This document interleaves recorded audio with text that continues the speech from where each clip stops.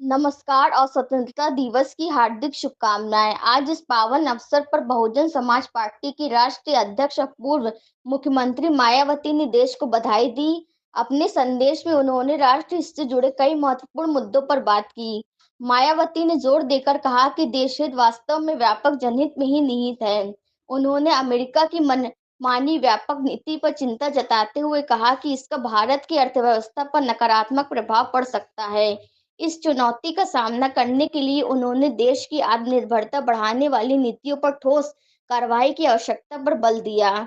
उन्होंने कहा कि यह जरूरी है कि हमारा व्यापार किसी एक देश पर निर्भर न हो, क्योंकि अमेरिका से दोस्ती महंगी साबित हो सकती है।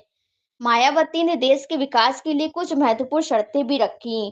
उन्होंने कहा कि देश तभी आगे बढ़ सकता है जब वह सांप्रदायिकता, जातिवाद और भाषाई तनाव जैसी बुराइयों से मुक्त हो। उन्होंने केंद्र और राज्यों के बीच टकराव को रोकने और सरकारों को केवल वादे, घोषणाओं और संकीर्णता से ऊपर उठकर एकाग्रता के साथ काम करने की सलाह दी।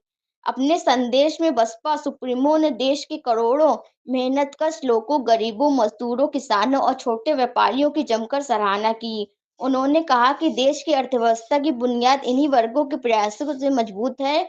हालांकि उन्होंने सरकार की नीतियों पर सवाल उठाते हुए कहा कि गरीब विरोधी और पूंजीपति समर्थक नीतियों के कारण ये वर्ग महंगाई, गरीबी और बेरोजगारी से जूझ रहे हैं। मायावती ने सरकार से अपील की कि वह कृषि की तरह अन्य क्षेत्रों में भी आत्मनिर्भरता को बढ़ावा देने वाली दीर्घकालीन नीतियां बनाए। उनका मानना है कि ऐसा करने से भारत की अपार श्रम शक्ति और आईटी सेक्टर को नई पहचान मिलेगी। उन्होंने सरकारी क्षेत्र को भी उचित बढ़ावा देने पर जोर दिया ताकि गरीबी और बेरोजगारी जैसी जटिल समस्याओं का समाधान हो सके।